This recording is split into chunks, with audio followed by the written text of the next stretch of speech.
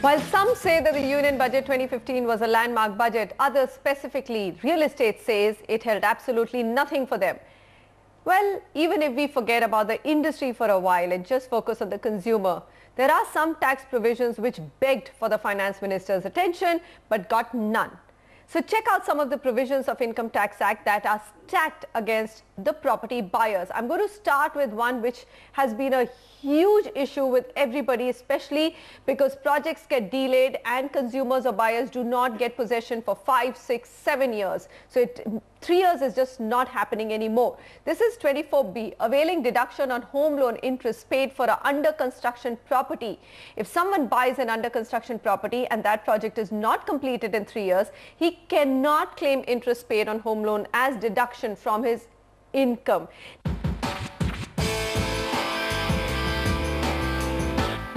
Now, could this have been fixed?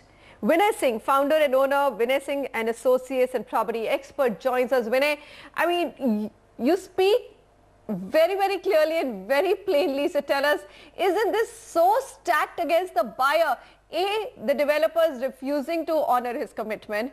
Developers also charge him 18 to 24% interest but pay him only 5 rupees per square feet for delays. And then on the top of it, that 2 lakh limit is also unusable till you actually get the possession of a house, which doesn't come in less than 5 to 6 years. Could this have been fixed? Yes, actually it's a double whammy. Firstly, there is no reason not to allow the interest even though the possession has not been taken. What is the reason? If I have taken a home loan and I am paying interest on it, I think I should be allowed regardless of the fact whether or not I have taken possession. Number two, the way this law is framed as of now, all your past interest prior to the year in which you take possession will be allowed to you at 20% per year over a period of 5 years from the year in which you get possession. But here too there is a catch. That 20% of the total interest prior to your year of possession plus the interest that you are paying in the year of possession is subjected to a cap of 2 lakhs. So, you know, again there is a bit of, how can I put it, there is a bit of meanness, I would say, on the part of the drafter, that you are not allowing me the interest, and then when you are finally allowing me, it's eating into my annual allowance of 2 lakhs again. So, Vinay, this has been a demand from the buyers for a really long time, and in subsequent budgets we've seen no action, isn't it? So what do you think the government is missing? Is there a fear there that we will probably be supporting more investors? What do you think could be something that we're missing out, which the government sees but the buyers can't see? I don't think there's any real issue, because if you're going to allow 2 lakhs of rupees a year, where is the issue in this?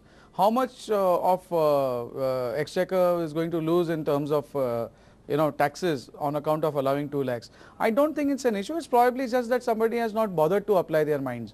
I think last year we discussed that where should this limit of 2 lakhs should have been. Right. And I was saying that it should have been 10 lakhs, because considering the way the prices have galloped and the amount of loan that a person is taking today to buy the same house, say compared to what he was paying 7, 8 years ago. So accordingly this limit also should keep pace. Today, I mean, a decent flat, you would be taking a loan of 70, 75 lakhs. So that means what? At 10% it would be 7.5 lakhs for the first year. You're giving only 2 lakhs. All right. So I don't think it is sufficient. Somebody needs to take a hard look at this and plan it properly, I think. Fair enough. Okay, so next provision, which also is now becoming a bit of a bane on the buyers, when the actual value of property is less than the circle rate, section 50C, the valuation assessed by the stamp duty authorities will be considered for computing capital gains on transfer of land or building or both. Now, I do know, Vinay, that for a long time there was a huge gap between circle rates and actual transactions of property in many locations across the country. And that actually left room for a lot of black money to happen.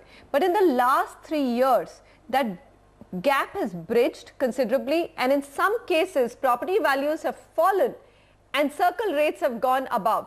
So here I'm just wondering, was there a way that the government could have been fair in a way that you don't encourage black money transactions but also not penalize a seller who's actually not realizing circle rates? See, if you see, Manisha, from October we are seeing this trend in Mumbai. 2 years back, there were many areas in Mumbai itself that I was aware of where the market, where the reckoner rates were about 1/3 of the market rate. Then it started inching towards 50% of the market rate. But now suddenly we are finding that from October of 2014, the trend has changed and the reckoner rates have actually overtaken the market rates. So this is going to create a severe problem, because whatever you may say, finally the income tax officer is going to take the reckoner value as the sale value, and today that applies to builders as well. Earlier the provision was that it was not applicable to builders, but now the new section was introduced a year ago and that now applies to builders as well. So it's going to become extremely difficult for the common man, that he is selling something but he finds that his tax liability has now suddenly gone up. Not only that, it also has an impact on the other party. That difference, the gap that is there between the market price and the reckoner value, he also has to pay tax at 30%. So it's not a very good provision. Unfortunately, the reckoner value is set by the state government. Now, one way of solving this could be that they could review the reckoner rates every quarter and adjust them every quarter. If you feel the prices are falling, then change it every quarter. This is an annual exercise which is actually causing the problem. Yeah, but you know what, Vinay, to get the government to do something annually itself takes so long. Imagine trying to get it done every quarter, but then that's the market. Market is volatile and you have to completely adjust to it. Okay, so you've pronounced that both of these things are extremely unfair. So let's go on to the third one, which from a buyer's perspective also doesn't seem very logical. Long-term capital gains, section 54 and 54F. Realized from the sale of residential property or any other capital assets would be exempt if the entire amount is invested in purchase of one residential house within 1 year before or 2 years after the date of sale, or construction of one residential house within 3 years. So this amendment actually happened in 2014. What do you think when there was a logic? Because, you know, I might sell a property which is worth a lot. I might want to buy two smaller properties for two of my children.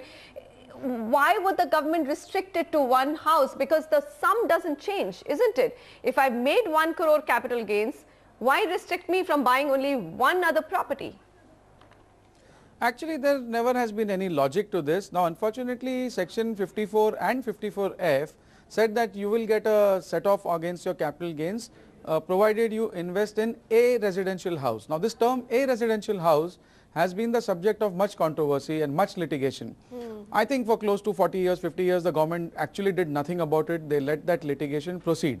Now, in Mumbai, what has happened is that a few years back, there was a tribunal judgment which said that it doesn't matter how many units you purchase, but so long as you have combined those units and you are using that as one single unit, one contiguous unit, so the deduction should be allowed. So now there are cases from other cities as well. Some places 5 units have been combined into one, some places 2 or 3 units have been combined into one, and the courts and the forums have been holding that this is permissible. Now suddenly out of the blue, to restrict it to one flat would mean that I can't combine more. That is the stand I presume that the income tax department would take. And there is really no logic for it. If I have made capital gains, let me buy two. Families are growing. It is no longer a case that everybody wants to live in a joint family. Nuclear families are increasing every day. So there's no real reason why this benefit should not be extended for multiple flats. You can put a clause that, you know, it should be for the same family or whatever it is. All that we can say is that all of this sounds so illogical. I'm wondering why the government isn't focusing its attention and just making these small changes. But then we've heard from the finance minister that budget is not the only time that his government works. It's going to work around the clock and round the year. So hopefully, who knows, there could be change in provisions if we continue to lobby hard and highlight these issues. Vinay Singh, thank you very much for joining us here. Always a pleasure to have you with us.